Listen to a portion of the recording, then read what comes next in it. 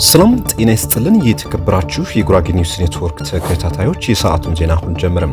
የጉራጌ ኒውስ ኔትወርክ አዲስና ወቅታዊ ዜናዎች በጅኒን በሁሉም አማራጮች በቴሌግራም፣ በፌስቡክ፣ በቲክታክ እና በዩቲዩብ ለአድማጭ ተከታታዮች ይደርሳሉ።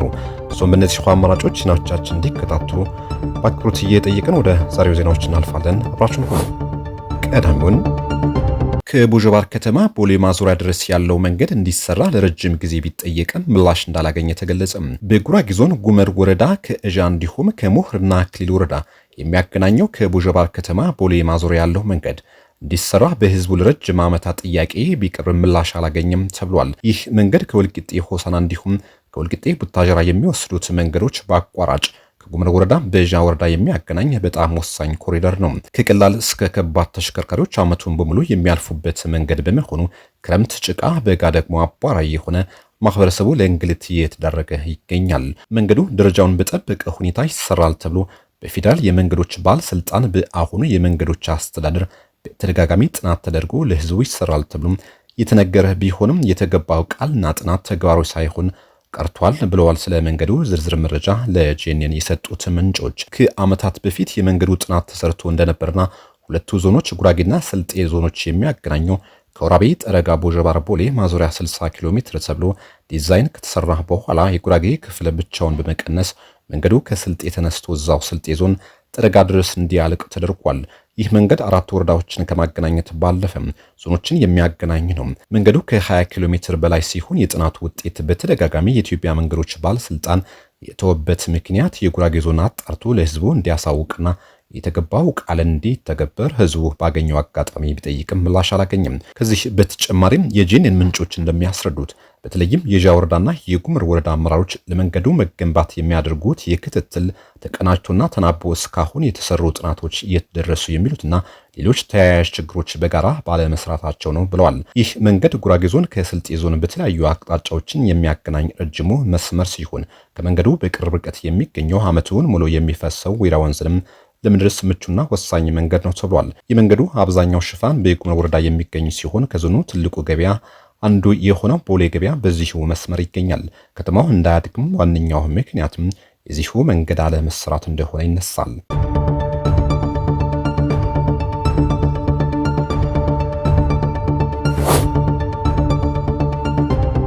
በ150 ሚሊዮን ብር ወጪ የሚገነባው ከገብርኤል ቤተክርስቲያን እስከ ሰጎም ትምህርት ቤት ድረስ ያለውን የአስፋልት መንገድ በመጠናቀቅ ላይ ነው ተባለም። በጉራጌ ዞን ወልቂጤ ከተማ አስተዳደር በኢትዮጵያ ኮንስትራክሽን ስራዎች ኮርፖሬሽን በ150 ሚሊዮን ብር ወጪ የሚገነባው 1.21 ኪሎ ሜትር የአስፋልት መንገድ ስራም 98% መጠናቀቁን የወልቂጤ ከተማ አስተዳደር አስታውቋል። ለከተማው የውስጥ ለውስጥ አማራጭ የአስፋልት መንገድ የሚሆነው ከገብርኤል ቤተክርስቲያን እስከ ሰጎም ትምህርት ቤት ድረስ ሲሆን 1.21 ኪሎ ሜትር ይረዝማል። በከተማው ማህበረሰብ ለበርካታ ዓመታት ጥያቄ የነበረው መሰረታዊ የአማራጭ መንገድ ችግር ለመፍታት መንግስት በሰጠው ልዩ ትኩረት እየተከናወነ መሆኑን ተጠቁሟል። መንገዱ ሲጠናቀቅ በከተማው የሚስተዋለው የትራፊክ መጨናነቅ በመቀነስ ረገድ ያለው ፋይዳ ከፍተኛ ነው ተብሏል። ሌላው ከገብርኤል ቤተክርስቲያን እስከ አድማስ ዩኒየን ወይም ማረሚያ ፊት ለፊት መውጫ ድረስ የአስፋልት ግንባታ ቀጣይ ዕቅድ ተይዞ የሚሰራ መሆኑን የከተማ አስተዳደሩ አንስቷል። ይህ ከገብርኤል ቤተክርስቲያን እስከ አድማስ ዩኒየን የሚደርሰው የውስጥ አማራጭ መንገድ እንዲሰራ ከማህበረሰቡ ውይይት እስከ ጥናትና መንገዱን የሚሰራው ተቋራጭ ድረስ የደረሰ እንቅስቃሴ መደረጉን ቢገለጽም የመንገዱ ስራ ሳይጀመር ቆይቷል።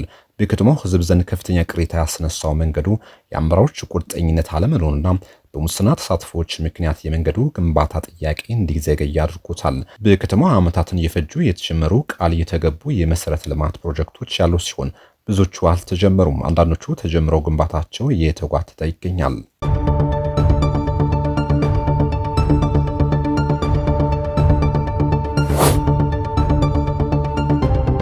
የኩርፍወህ በዓል ሃይማኖታዊ ዳራና ባህላዊ ይዘቶችን አካቶ የያዘ የልጃገረዶች በዓል መሆኑ ተገለጸ። ኩርፍወህ የጉራጌ ልጃገረዶች ልዩ የሆነ ባህላዊና መንፈሳዊ ይዘት ያለው ከሰሙነ ሕማማት እስከ ዳግመ ትንሣኤ ድረስ የሚከወን ጨዋታ መሆኑም ተገልጿል። ኩርፍወህ ልጃገረዶች አምብሬ የተሰኘውን ለምለም ተክል ቅጠል ከስሩ ነቅለው ሸንሽነውና አስጊጠው ወገባቸው ላይ አስረው እጆቻቸው ዘርግተው ልክ እንደ ቁም ለቅሶ እግራቸውን ከመሬት ከፍ አድርገው ይዘልሉ የሚጫወቱት የጨዋታ አይነት ነው።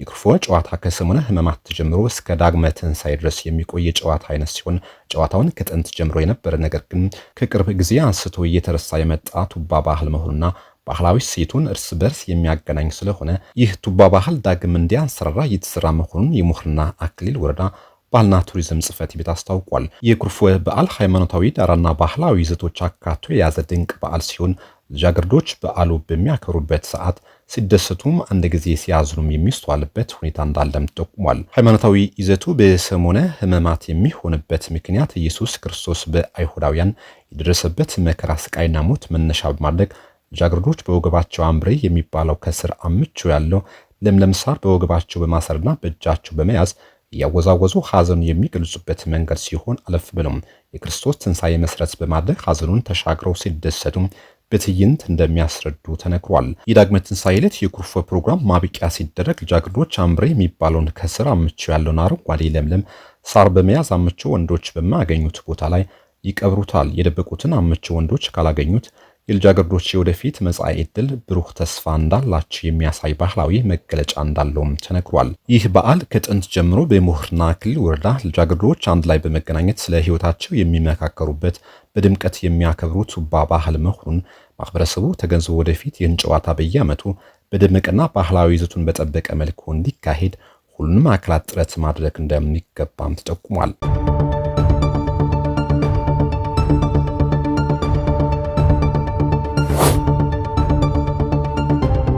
ጥሰት የፈጸመ ባለስልጣን ወይም ኃላፊ ድጋሚ አይሾምም ተባለ። የገንዘብ ሚኒስቴር በመንግስት ተሿሚዎች ላይ ጠንካራ ቁጥጥር የሚያደርግ አዲስ ረቂቅ መመሪያ ማዘጋጀቱ ተሰምቷል። በዚህ መመሪያ መሰረት ማንኛውንም የመንግስት ተሿሚ ከመንግስት የግዢ አፈጻጸምና ከንብረት አስተዳደር ጋር በተያያዘ ጥሰት የፈጸመ መሆኑን ከተረጋገጠ በየትኛውም የመንግስት ተቋም ውስጥ ዳግም እንዳይመደብ ወይም እንዳይሾም የሚደነግግ መሆኑም ተገልጿል። ይህ እርምጃ በመንግስት ሀብት ላይ የሚፈጸሙ ብክነቶችን ለመቅጣትና ተጠያቂነትን ለማስፈን ያለመ መሆኑን የሪፖርተር ዘገባ ያመለክታል። በረቂቅ መመሪያው ላይ በዋናነት በጥፋተኝነት ከተጠቀሱት ነጥቦች መካከል ዓመታዊ የመንግስት የግዢ ዕቅድን በወቅቱና በጥራት በኤሌክትሮኒክስ ዘዴ አለ ማቅረብ፣ የንብረት አስተዳደር ሪፖርቶችን በጊዜው አለ መላክ እንዲሁም አገልግሎት የጨረሱ ንብረቶችን በወቅቱ አለማስወገድ ይገኙበታል። በተጨማሪም የግዢ መረጃዎችን ለህዝብ ግልጽ አለማድረግ እንደ ትልቅ ጥሰት ተቆጥሮ ተሿሚዎችን ከቀጣይ የስራ ድልድል የሚያግድ መሆኑን ተመላክቷል።